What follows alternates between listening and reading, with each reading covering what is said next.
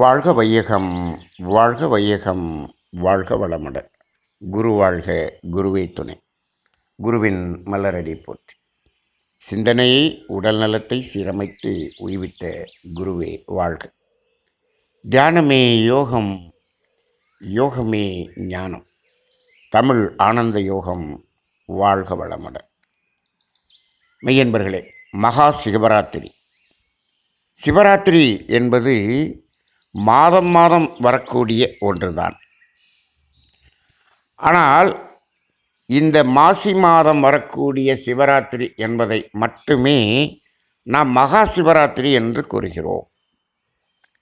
இதில் இருக்கக்கூடிய தாத்பரியம் என்ன என்றால், அதை இப்பொழுது நாம் விளங்கிக் கொள்வதற்கான ஒரு ஜோதிட விளக்கத்தையும் இந்த பகுதியிலே நாம் கூற இருக்கின்றோம். அதாவது, என்று சிவராத்திரி என்று நாம் இப்பொழுது நடைமுறையில் வைத்திருக்கிறோம் என்று சொன்னால், அதாவது பௌர்ணமி முடிந்து தேய்பிறை தொடங்குகிறதல்லவா, அவ்வாறு தேய்பிறை தொடங்கி 14வது நாள் என்பதுதான் சிவராத்திரி என்று அழைக்கப்படுகிறது. அந்த 15வது நாள் என்ன ஆகும் என்று சொன்னால், முழுமையான அமாவாசை என்று ஆகிவிடும். முழுமையான இருள்நிலை என்பது அந்த 15வது நாள் வந்துவிடும். அந்த 14வது நாள் என்பது என்ன திதி வரும் என்று சொன்னால், சதுர்த்தசி திதி அந்த நாளில் வரும். அப்போ பௌர்ணமி முடிந்து 14வது நாள் சதுர்த்தசி திதி வரக்கூடிய நாள்தான் சிவராத்திரி. அப்போ இந்த சிவராத்திரியிலே இது மகா சிவராத்திரி என்று சொல்லுகிறோமே, ஏன் இது மட்டும் மகா சிவராத்திரி என்று அழைக்கப்படுகிறது என்று கேட்டால், அதில் ஒரு ஜோதிட உண்மை அங்கு இருக்கிறது. அதாவது மாசி மாதம் முழுவதும் சூரியன் கும்பராசியிலே பயணிக்கும். அதாவது சூரியன் ஒரு மாதத்துக்கு ஒரு ராசியை கடக்கும் என்பது நம் அனைவருக்கும் தெரியும். மேஷம் முதல் மீனம் வரை 12 ராசிகளுக்கு 12 மாதங்கள். இதுதான் தமிழ் மாதங்கள் என்று அழைக்கப்படுகிறது. மேசராசியிலே பயணிக்கும் போது சித்திரை மாதம் என்றும், அடுத்து வைகாசி, ஆனி, ஆடி என்று அப்படி வரும்பொழுது மாசி மாதம் என்பது கும்பராசியிலே சூரியன் பயணிக்கக்கூடிய காலம். அப்போ இந்த ஒரு மாத காலம் சூரியன் கும்பராசியில் இருந்து கொண்டு அதனுடைய நேரடி பார்வை, அதாவது இந்த கோள்களுக்கு பார்வை என்பது, எல்லா கோள்களுக்கும் பார்வை என்பது அந்த 7ஆம் பார்வை, அதுதான் நேரடியான பார்வை. மற்ற பார்வைகள் எல்லாம் சிறப்பு பார்வைகள் என்றுதான் ஜோதிடத்தில் சொல்லுகிறோம். இந்த 7ஆம் பார்வை என்பது எல்லா கோள்களுக்கும் உண்டு, அதுதான் நேரடியான பார்வை. அப்போது இந்த கும்பராசியிலிருந்து இந்த சூரியன் நேரடியாக 7ஆம் பார்வையாக எந்த இடத்தை பார்க்கிறது என்றால், அது சிம்ம ராசியை பார்க்கிறது. சிம்மராசி என்பது யாருடைய வீடு? சூரியனுடைய வீடு. அப்படி என்றால் சூரியன் தனது வீட்டையே பார்க்கக்கூடிய ஒரு காலம் என்பது இந்த மாசி மாதம் முழுவதும் நடக்கக்கூடியதாக இருக்கிறது. அப்போ இது ஒரு சிறப்பு. இந்த இடத்தில் மாசி மாதத்தில் இது ஒரு சிறப்பு. சரி, இப்போது சூரியன் தனது வீட்டை பார்க்கிறது என்று சொல்லுகிறோம். இதை நாம் ஆன்மீகமாக இணைத்து, ஜோதிடத்தோடு இணைத்து பார்க்க வேண்டும் என்று சொன்னால், சூரியன் என்பது உயிர்காரகன், ஆன்மகாரகன் என்று சொல்கிறோம். அப்போ உயிர்காரகன் தனது உயிரின் மையத்தை பார்க்கக்கூடிய ஒரு பார்வை என்று நாம் சொல்லலாம். பொதுவாக அந்த தியானம் என்ற ஒரு பயிற்சியிலே நாம் முதல் நிலை என்ன? மனம் உயிரை பார்ப்பது என்று சொல்கிறோம். உயிரின் மூலமாகிய இறைவனை பார்ப்பது என்று ஒரு வரிசைப்படுத்தி சொல்லுகிறோம். இப்போது இங்கு மனோகாரகன் என்பது யார் என்று சொன்னால், மனோகாரகன் என்பது சந்திரன். இப்பொழுது பாருங்கள், இந்த மகா சிவராத்திரி அன்று அந்த சந்திரன் எங்கு இருக்கிறது என்று பாருங்கள். எங்கு இருக்கும் என்றால் மகர ராசியிலே இருக்கும். மகர ராசி என்பது கும்பத்துக்கு முதல் ராசி. அப்போ இந்த அமாவாசை அன்று அங்கு கும்பராசியிலே சூரியனும் சந்திரனும் இணைந்து விடும். ஆனால் சிவராத்திரி அன்று அது மகர ராசியிலே இருக்கும். அப்போ மகர ராசியில் இருந்து அதனுடைய நேரடி 7ஆம் பார்வை எதை பார்க்கிறது என்று பாருங்கள். சந்திரன் தனது வீட்டையே பார்க்கும். இப்போ சந்திரன் மாதம் மாதம் மகர ராசியிலிருந்து சந்திரனை பார்ப்பது ஒவ்வொரு மாதமும் நிகழும்.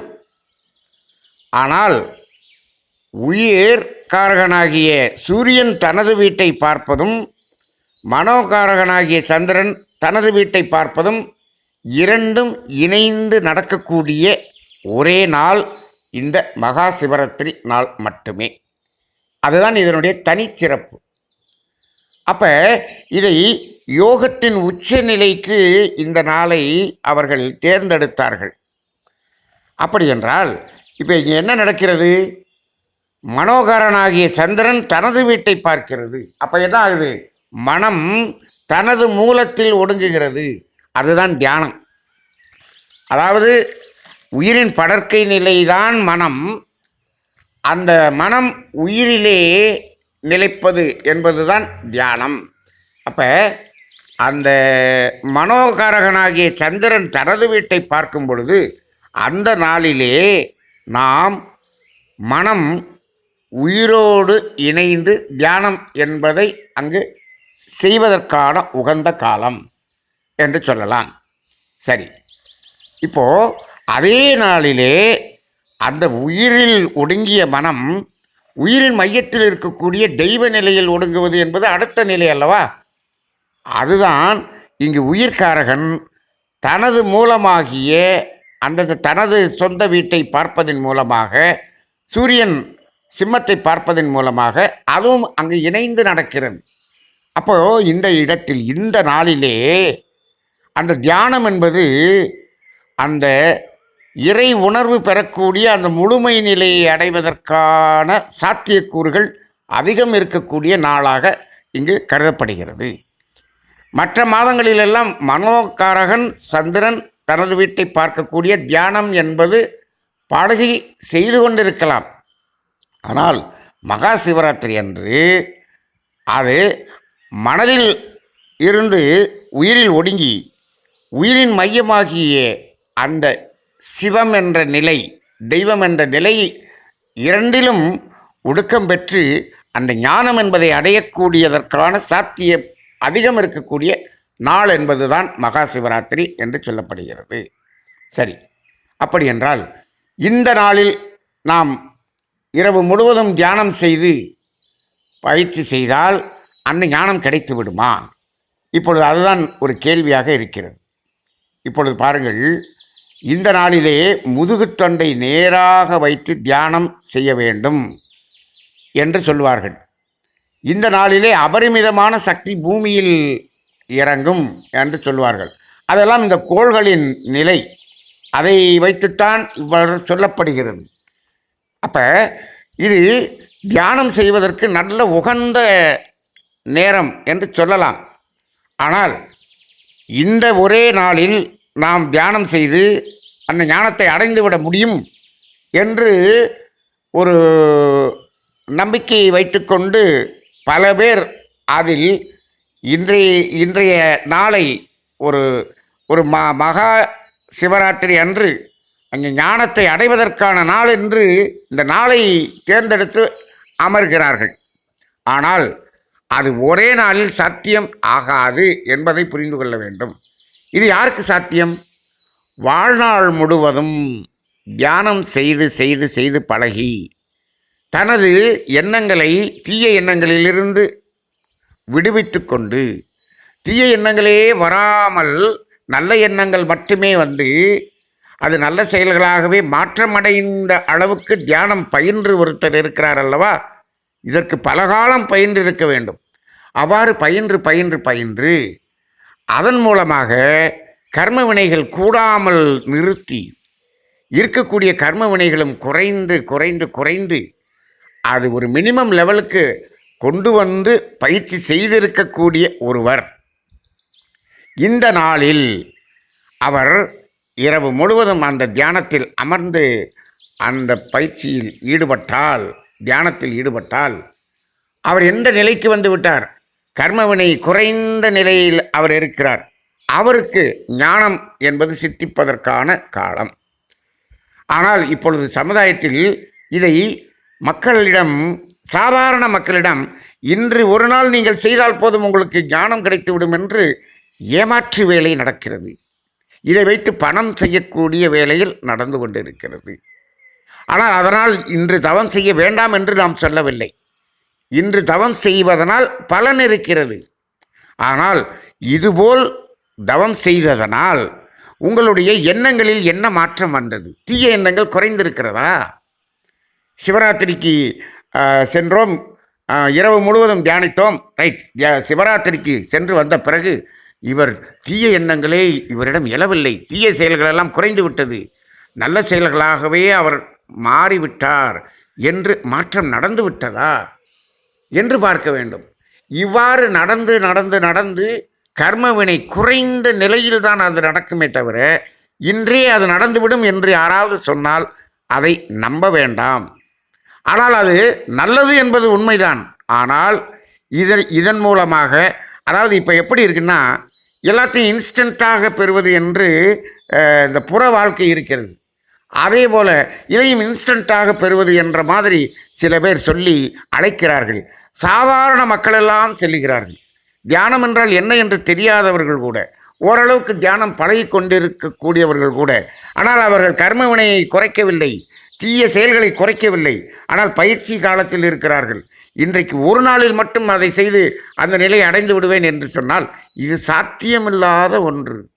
இது காலம் முழுவதும், வாழ்நாள் முழுவதும் நாம் பயின்று பழகி, நீங்கள் மாதம் வரக்கூடிய சிவராத்திரி என்று தியானம் பழகுங்கள், தியானம் தொடர்ந்து செய்யுங்கள், செயல் மாற்றம் அடையுங்கள், கர்மவினையை குறையுங்கள். குறைந்த நிலையில் ஏதாவது ஒரு சிவராத்திரி அன்று நமக்கு அந்த ஞானம் என்ற நிலை கிடைக்கும். எது ஞானம் என்ற நிலை என்று சொன்னால், மனதில் எண்ணமற்ற நிலை அங்கே கிடைக்கும். எண்ணமற்ற நிலையில் நிலைத்து இருக்கக்கூடிய ஒரு நிலை கிடைக்கும். அதுதான் ஞானம். ஆக அந்த அடிப்படையிலே இந்த சிவராத்திரி, மகா சிவராத்திரி என்பது அந்த கர்மவினை கரைவது. இதை நாம் எப்படி உணர்ந்து கொள்ளலாம் என்று சொன்னால், இது பாருங்கள், இன்னைக்கு சிவராத்திரி வந்துச்சு, 14வது நாள். பௌர்ணமிக்கு அடுத்த நாள் தொடங்கி 14 நாட்கள் இருக்கிறது அல்லவா? இந்த 14 நாட்களை நாம் எப்படி எடுத்துக்கொள்ள வேண்டும்? 14 ஆண்டுகள் என்று சொல்லி எடுத்துக்கொள்ளலாம். ராமன் வனவாசம் சென்றாரே, 14 ஆண்டுகள்னு சொல்லி. இப்போ 14 ஆண்டுகள். இப்போ இதில் என்ன ஆகிறது? அந்த பௌர்ணமி நிலவு கரைந்து அதில் இருள் என்ன அது வளர்ந்து கொண்டே வருகிறது. அப்போ அந்த ஒளித்தன்மையை இழக்கக்கூடியது அங்கே நடக்கிறது. இழந்து கடைசியாக அது இழக்கக்கூடிய நாள் இந்த மகா சிவராத்திரி. அந்த ஒளித்தன்மையை இழக்கிறது என்பதை நாம் எப்படி எடுத்துக்கொள்ள வேண்டும் என்று சொன்னால், இந்த புற உலகில் வாழ்ந்து கர்ம வினையை வைத்திருக்கிறோமே, அந்த கர்ம வினை கழிவது, கர்ம வினையை நாம் இழப்பது, கர்ம வினையை நாம் அதாவது செயலிழக்க செய்வது என்று எடுத்துக்கொள்ள வேண்டும். அப்போ இந்த 14 நாட்கள் அங்கு என்ன நடந்ததோ அதை நீங்கள் எத்தனை வருடத்தில் செய்தீர்கள்? அதையெல்லாம் செய்யாமல் விட்டுவிட்டு இந்த 14வது நாள் இப்பொழுது அந்த பௌர்ணமி என்றதிலிருந்து சிறிதாக குறைந்து தானே இந்த மகா சிவராத்திரி என்ற நாள் வந்தது. அங்கிருந்து நேரடியாக 14ஆம் நாள் அந்த நிலைக்கு வந்துவிட முடியுமா? திடீரென்று அந்த ஒளித்தன்மையை இழந்து ஒரே நாளில் அது அமாவாசையாக மாற முடியுமா? முடியாது. படிப்படியாகத்தான் வருகிறது. இதே நிலைதான் மனிதனுக்கும் வர வேண்டும். மனிதன் என்ன செய்கிறான்? அந்த 14வது நாள் மட்டும் நான் நேரடியாக சென்று அதை பெற்று விடுகிறேன். இது ஒரு மயக்கம். இந்த மயக்கத்துக்கு உங்களை எல்லாம் இழுத்துச் செல்லக்கூடியதற்கு பல பேர் இப்படி அதை செய்து கொண்டிருக்கிறார்கள். இதை புரிந்து கொள்ளுங்கள். பக்தியில் இருப்பவர்கள் செல்கிறார்கள், இரவு முழுவதும் இருந்து இறை வழிபாடு செய்கிறார்கள், வருகிறார்கள். அவர்களை பற்றி ஒன்றும் ஒன்றும் ஒரு அவர்கள் ஒரு நிலையில் இருக்கிறார்கள் என்று எடுத்துக்கொள்ளலாம். அதில் ஒன்றும் நமக்கு எந்த தீமையும் இல்லை. அவர்கள் அந்த பக்தி வழியில் மட்டும் இருக்கக்கூடியவர்கள். ஆனால் இந்த ஞானம் என்ற ஒரு பாதையில் தவறாக அழைத்து செல்லு கொண்டு இருக்கக்கூடிய ஒரு நிலையை பார்க்கிறோம். இதில் நாம் விழிப்போடு இருக்க வேண்டும், விழிப்போடு இருக்க வேண்டும். தியானம் பழகுங்கள். தியானித்து தியானித்து தியானித்து அந்த மகா சிவராத்திரி அன்று நாம் ஒரு நெருங்கிய நிலையை அடைந்து விட்டோம் என்று சொன்னால், கர்மவினை நீங்கிய நிலையை அடைந்து விட்டோம் என்று சொன்னால், அங்கு உங்களுக்கு முழுமையான இறை உணர்வு கிடைக்கும். அதுதான் சாத்தியமே தவிர ஒரே நாளில் அத்தனை கர்மவினையும் கலைத்து விடுகிறேன் என்பது சாத்தியம் அல்ல. ஆக இந்த மகா சிவராத்திரி என்பதை ஜோதிட ரீதியாகவும் ஆன்மீக ரீதியாகவும் அதை புரிந்து கொள்ளுங்கள். புரிந்து கொண்டு அதாவது வாழ்நாள் முழுவதும் நமது தியானத்தை பழகுங்கள். தியானிப்பதை தொடர்ந்து செய்யுங்கள். செய்து கர்மவினையை களைந்து அந்த ஒரு தூய்மை நிலைக்கு வாருங்கள். ஏதாவது ஒரு மகா சிவராத்திரி நமக்கும் அந்த ஞானம் என்ற நிலையை அடைவதற்கு உதவும் என்ற விளக்கத்தை, ஒரு புரிதலை, ஒரு சிந்தனையை தூண்டுவதற்காக இந்த பதிவை நாம் இங்கே பதிவு செய்கிறோம். சிந்தித்து பாருங்கள், சிந்தித்து செயல்படுங்கள். வாழ்க வளமுடன்.